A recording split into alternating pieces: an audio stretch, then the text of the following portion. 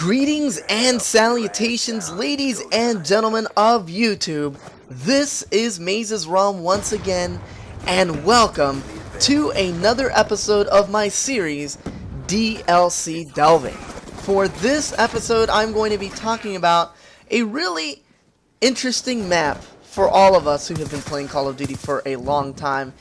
And if you like reminiscing about past Call of Duty maps, this is the map for you guys, because this is a reskin version of the Black Ops 1 map firing range. So without further ado, I will jump right in to what Studio has to offer, and it has a lot of awesome, aesthetically pleasing areas of the map that you can check out and sometimes die by checking out, because this is just one of the maps that is really cool to look at, very innovative as far as it being the exact same map as firing range, but actually having a totally different feel because of the visuals of the map. And that's actually what makes Studio one of the most unique maps in Black Ops 2, and also one of the most unique maps to the Uprising map pack. It's a very, very cool map.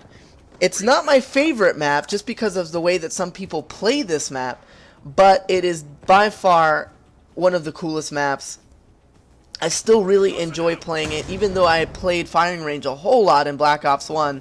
This map is still a lot of fun to play with your buddies, and it's just a cool map. So if we look at the actual layout of the map here from the overhead view, it actually has the exact same flow as firing range did in Black Ops 1, just because it is the exact same map. You look at the areas of the map, they look very familiar from the overhead view. I mean, you can see the trailer, you can see where the castle is, where that actually used to be the main firing range two-story building. You can see where the crow's nest was in firing range. That is actually the castle tower now. All of that stuff is actually the exact same, but it's just been reskinned. So if you're familiar with firing range, and if you're familiar with the flank routes in firing range, then you can translate that into Black Ops 2 and have success playing on the map Studio. I will say though that if you're looking at the spawns, they are a little bit different than they were in Black Ops 1, just because the spawn influencers in Black Ops 2 are much more different than the spawn influencers from Black Ops 1. So that's the only difference that you'll run into.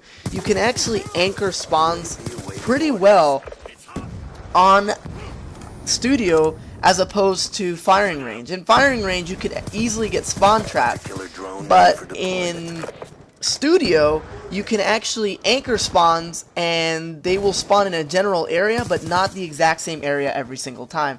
So it gives this map a little bit more of a different dynamic than it did in Black Ops 1. So yeah, it looks the same as far as the layout is concerned.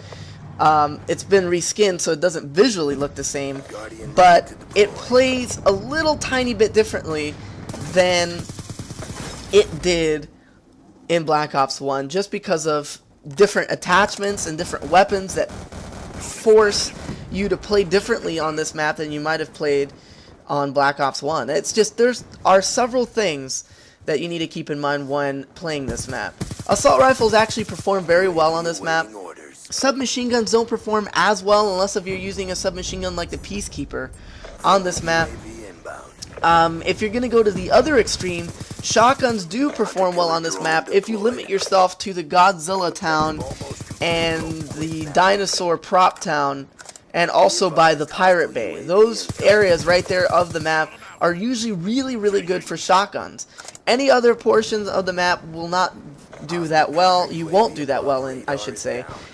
Just because it caters more to a little bit more longer sightlines and classes that do well on longer sightlines. So, if you haven't noticed, I am using the AN-94 in this gameplay. I'm using it with the adjustable stock and a suppressor. But that is probably not what surprised you guys from this gameplay. What probably surprised you guys is that I'm using a brand new camo that is not available to the general public unless you actually pre-ordered Call of Duty Ghosts. So if you guys like that camo, definitely pre-order your game at GameStop and you'll have that camo available along with a poster. So until next time, I really hope that you guys enjoyed this video, and this has been MazezRealm. I am out.